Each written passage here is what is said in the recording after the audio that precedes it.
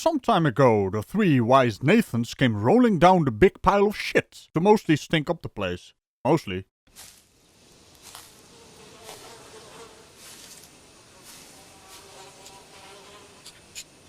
That is one big pile of shit.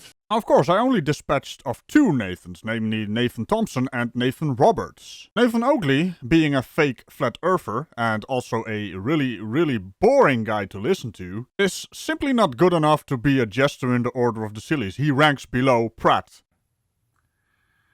But he is still a Nathan by association. And don't worry, Nathan by association doesn't mean Nathan by name. He is a derp, derping around, and his derp is not up to derp. Snuff? Snuff. He's below derp. Where the fuck am I going with this? Anyway, so in a way, using these more interesting Nathans, I can also sentence the Nathan Oakley. A while back, I also did a Nathan poll of who is the most despicable Nathan. Or in other words, how many Nathans can we fit in this big pile of shit? And that is an unintentional rhyme. I don't know, it seems my subconscious rhymes are taking over the channel somehow. But yeah, in that poll, Nathan Roberts was, you know, punching above his weight class. It was obvious. But it was also quite interesting seeing Nathan Thompson outclass Nathan Oakley in terms of despicableness. Now, with a total of 451 votes, Nathan Thompson ended up at 69. Yeah, that's really fitting. And I take no responsibility for that mental image.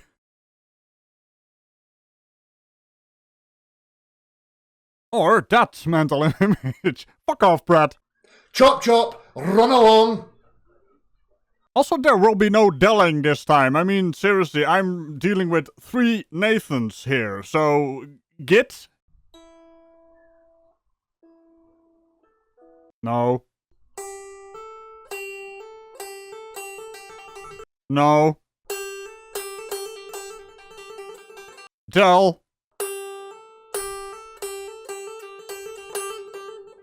No! What the hell was that? Are the Del and the Pratt a bit, jealous or something? I'm spending too much time on these Nathans? Well, I'll tell you what. Get more relevant, Del and Pratt. I mean, seriously, you guys have been boring me to no end with your really lackluster content as of late. So, yeah, let's dig into this steaming pile of Nathans, shall we? Now, before we really dig in, let's have a look at Thompson's channel first, to emphasize what kind of dirtbag he is. You know, for good old times. We uploaded a short clip where both Bill and Melinda Gates came on The Late Show with Stephen Colbert, mostly talking about taxing the wealth, and how he wants a fair taxation system where the wealthier people are taxed more than they currently are. Now, Thompson here claims that Bill Gates says childhood death is good. Now, I took the liberty of taking this short clip in a much higher quality format to be able to listen to what he actually said. We see a lot of things that are going very well, things like reducing childhood death. Now, I'm assuming that Thompson here, a native English-speaking fella, or American English, whatever you want to call it. American-ish? I don't know. Anyway, he would probably claim that Bill here says producing childhood death. Can it be that Thompson is being dishonest again? Nah, they can't be right. Now, apart from producing childhood death, making absolutely no sense, grammatically speaking, or even from a logical stance, I hear Bill saying reducing childhood death, where Thompson's conspiracy-filled ears hear producing childhood death, which doesn't make sense. I mean, he is really that desperate, apparently. Be ashamed, Thompson, that you just got schooled on your native tongue by a foreigner. I can clearly hear that Bill has some kind of lisp or something going there, but not Thompson. He hears his narrative drivel. Let's listen to it in slow motion for a bit. Things like reducing childhood death, reducing childhood death, producing childhood death. I don't know about you, Hobo Nathan, but it does sound to me like reducing, and that is still, apart from it grammatically, not making any sense. But hey, that's probably above your pay grade, which is like 2 marbles and a chewed piece of gum. And Nathan, don't get your hopes up. I said gum, not the other word you're thinking of. You know what time it is. Oh no, the cringe. Ooh, the cringe is too high, Nathan, even for you. However, I know what time it is. It's time to focus on your stars there in the top corners. What actually is this? Are you trying to do a Morpheus thing here, a Morpheus meme? Well, just listen to me for a moment there, Thompson. I'm gonna blow your mind. What if I told you, Thompson, Morpheus never actually said, "What if I told you?" You think that's air you're breathing? That's just hobo smell, mate. Hey friends, how you guys doing out there? Nathan Roberts here. Before I get going, I'll hold up for a second. Alright, let's calm down here. Nathan Roberts is gonna talk about his 5G petition. Nathan Thompson is gonna talk about his germ theory not being a thing. And then we have Nathan Oakley, which is gonna talk about the usual flat earth stuff because that guy is stuck in its rabbit hole. Seems the other Nathans are capable of moving on to other topics and conspiracies, making themselves out to be even more despicable. Oakley, on the other hand, has his rabbit hole of flat earth so well established, the charlatan cannot move on to other stuff. One of the main reasons he's not fit to be a jester, he's just too low quality, hiding behind his mute button in his echo bunker. Any signs of axial rotation of the Earth-based variety? None. No, We do not move. the Earth does not move. So there's an assertion that Earth's spinning. A 15-degree-per-hour drift. Oh, that echo chamber just blew up. Thanks, Bob. And the claimed proof of Earth spinning would be that we have a Coriolis effect observable from the ground, in the form of things like bullets and footballs. Yes, Oakley. Unpowered or rather ballistic projectiles. You might want to keep this in mind because it is going to haunt you. You from the ground seem to observe the ball. Football we'll use as the single example. You watch the ball being kicked, it leaves the ground, which is a rotating reference frame claimed to be a ball earth that spins, and from the stands it looks like the ball takes a curved path. Oh my god, you are so fucking boring to listen to. What the hell is wrong with the tone of voice you have? It actually sounds like you're regurgitating words, which is rather ironic because you are a flat earth parrot. But what I meant is you're puking up words. It sounds really disgusting. Is everything okay, Oakley? I mean, it sounds like you have a little bit of a problem there. But regarding what you just said, yes, that is exactly what happens. It doesn't take a curved path, it's actually travelling straight, but the ground beneath it, with you attached to it, is still turning, so it seems to curve, because the Earth turned underneath the ball. Yes, that is exactly... I can't even do it. Yeah, that is exactly the thing that happens. You are on the ball here. But if the Earth, as it's claimed by Neil deGrasse Tyson, turned underneath the ball to cause this apparent deviation, then it would also turn underneath aeroplanes, helicopters and drones, and reduce flight times. Oh boy, did you really just say that?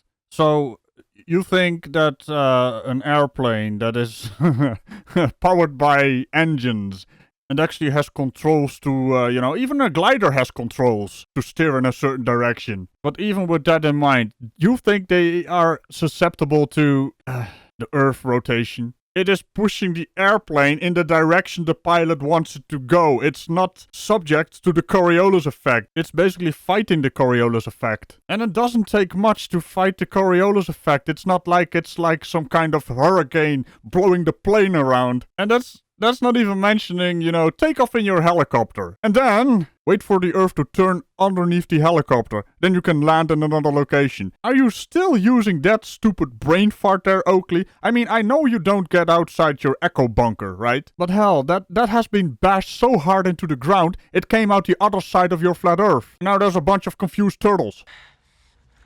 Now, at exactly what point did we lose control here? Maybe somebody ought to tell them that we're the good guys. Yeah. And balloons would have continents travelling towards them as they hovered in the air. Now, Oakley, I just told you what was wrong with that idea. I mean, the same goes for a helicopter that's hovering. Although a helicopter can basically hover in location because it actually has control over where it wants to go. Whereas a balloon floats around in the atmosphere. It's also not a ballistic object because it is floating in the atmosphere. It's not good going on a God damn it, you're so fucking stupid. Oh boy, even Thompson isn't this stupid. Well, okay, I take it back. You're a fake flat earther, so there's that. So in a way, you are a good actor. None of these things we actually observe. In other words, there is no Coriolis deviation that is claimed to prove we are spinning. There's none to observe.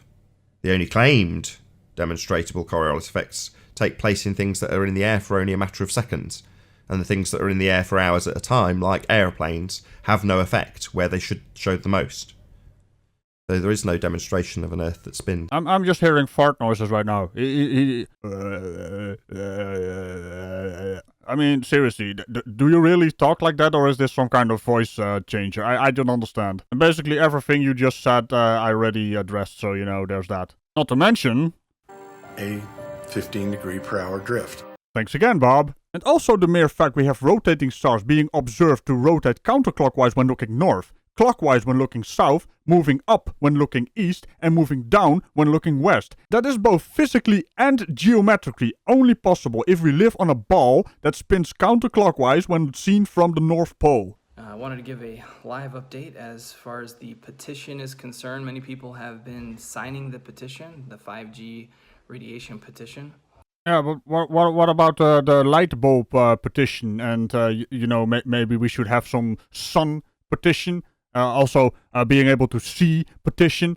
Those certain areas of the light spectrum are a lot heavier on the penetration power, if you know what I mean. You don't know what I mean, do you? That was not an innuendo, Roberts. But hey, 5G is just a generation of the fifth generation of mobile networks. Oh my god, these people are so fucking dumb. What exactly do you think this petition is gonna do, Roberts? I guess if it's not an anonymous list, it would be a good list to keep an eye on these kinds of people, you know, so they don't set fire to very important infrastructure. Like most of the time, you guys don't even bloody set a thing on fire that is 5G. It's a previous generation. Or, you know, there are areas that don't even have 5G. Fucking hell, these people are just pissing me off now. And I'm very thankful for that. Yeah, don't mention it. Unfortunately, I have a status update for you guys. That petition, which was posted on change.org, has been removed, and it wasn't by me. Gee, I wonder why it was removed. Maybe something along the lines of inciting borderline terrorism? Yeah, I know it's just vandalism, but holy hell, they are disrupting the emergency services as well, and causing panic. I would classify that as, you know, entry-level terrorism. You know, these kinds of petitions are in a way inciting this, because the paranoia-driven people will gobble this up. And we have seen people attacking these towers like a bunch of fucking idiots. And there's such a bunch of cowards that they don't do it in public. It was done by the platform itself. So I've now had that petition up, and it had almost 700 signatures at the point that it was taken down. That was just about a couple days ago. Good, and I hope they sent the police that entire list. Just a day or two before that, I had a video on Vimeo about 5G radiation that was on my paid subscription account on Vimeo, Vimeo, and they removed it. Well, just having a paid account on Vimeo doesn't mean it's protected. It just means you can access certain things and have certain features. I'm sorry, do I sound pissed? Well, excuse me, dick flute. You know, this entire pandemic has just shown us that you guys are dangerous. We always thought that flat earthers weren't that dangerous because they just have stupid ideas. But now, you have proven you are. By going outside, not doing social and physical distancing, going to hospitals to check out if COVID-19 is actually a thing. Inciting people to go outside and mingle. And now we have a bunch of morons like you talking about how 5G is, you know, activating the virus. You guys are so fucking idiotic. You don't know what you're talking about, and now you're actually doing things outside your echo chambers. Well, not Oakley. Oakley is still inside his echo chamber, the coward. But hey, Nathan's gonna Nathan. I mean, this Nathan Flat Earth fucker also did something. You know, Nathan is gonna be a word for you guys now. I feel sorry for people who are actually called Nathan. I really do. So let's not do that, shall we? And then just a day before that, or 2 days before that, I had a private video on YouTube that I created about 5G radiation. It was private again. It was never publicized, and they removed it.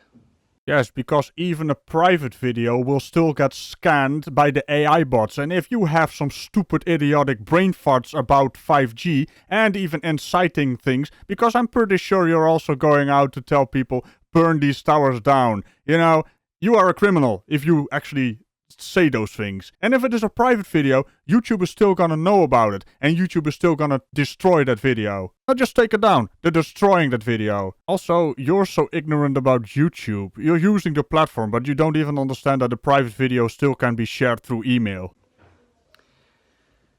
So, censorship is worse with this 5G radiation than ever I've experienced, even with the flat earth biblical cosmology content. Oh no, is the Nathan Roberts gonna be a victim again? Of course it's gonna be censored. You're a danger to society by perpetuating this nonsense. Talk about Flat Earth all you want. That's not dangerous. It's only stupefying people having to listen to your gobbledygook. But this 5G nonsense is literally inciting people to do things, especially the paranoid people. And as has been proven, they are doing things, but they're too stupid to realize they're not even attacking the official 5G towers. When stupid and uninformed people do things based on faulty information, nothing good can come from that.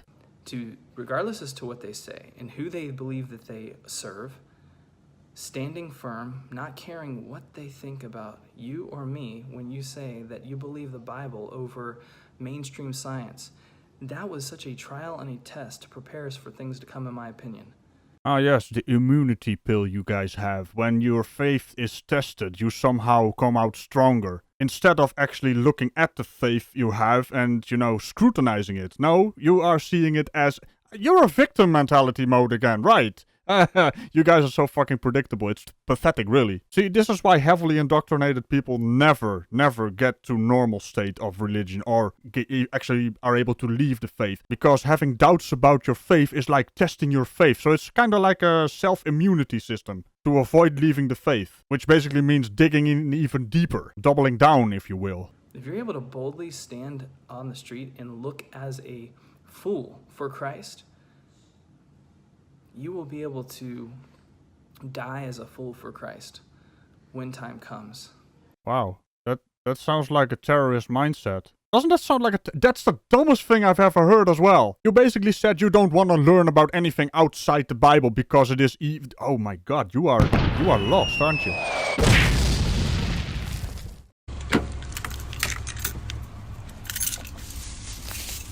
Tell me I have a flyer. Alright, cool, I do. Where are those ladies at? Well, it seems like the only things I can find about Thompson here is that he's in his car getting flyers and harassing people on the street. He's now going to harass some ladies, I guess. Oh, shit. Here we go again. Alright, I was talking to these ladies in line about how germ theory is a hoax. Yes, because germ theory is a hoax according to Professor Thompson here. I mean, seriously. Everything in evolution, everything in biology, everything in medical field has in some way, shape or form a relation to germ theory. But hey, here's he who has been chosen by the specials of the world. Basically hand-waving everything in science away, because that's what he does. He just waves his hand and things go bye-bye. Bible teaches. So we're Christians over here. I'm an activist from California. Okay. I run the largest group for research and creation because Jesus said, if you don't understand the earthly things, how will you understand the heavenly things?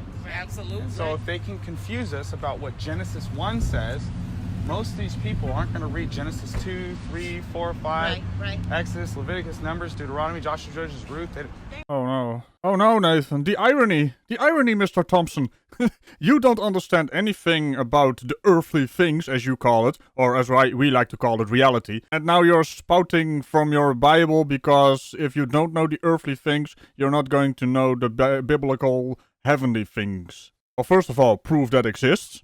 It's not possible to prove that it exists, so there's that. And second of all, you are simply incapable of doing both. So, you are part of your own problem? Is that what you're saying? I mean, in a way, you are the poster child of your own claim there. Joshua, Judges, Ruth, Ezra, Nathan, Thompson. Ezra, Nehemiah, Esther, Psalms. Here you are. Proverbs, Ecclesiastes, Song of Solomon, Isaiah, Jeremiah.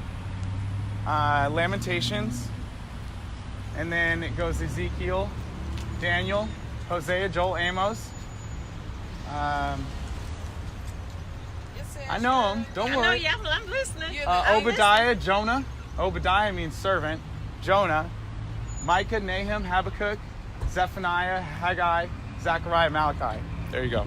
Yeah, I can read the index of the books of the Bible as well, Nathan. I mean, you know it from heart. What is that supposed to prove? That you know the titles of the biblical verses? And you know, my god, man, this guy is such a fucking pathetic goon. It's just too funny, even. I mean, what the hell is he doing? Going down a list to, what? Show off that he knows the index? Well, you know, I'm really done with Thompson right now, because let's go to Oakley. Let's see what he has. Any evidence that you can have gas pressure without the necessary antecedent of a container for the gas to press upon?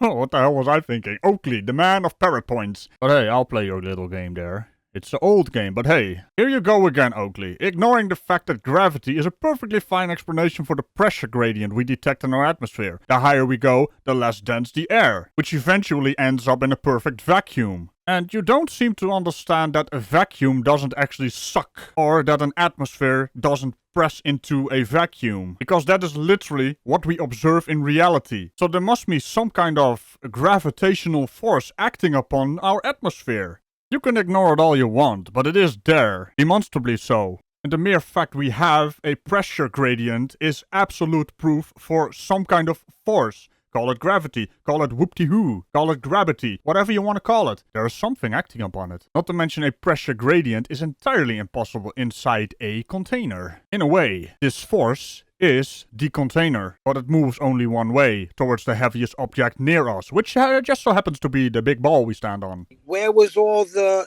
educated? Didn't this smack them in the face? And I'm thinking you were burdened with an overabundance of schooling. Sky's not a vacuum. A pipe is a container, right? Yes.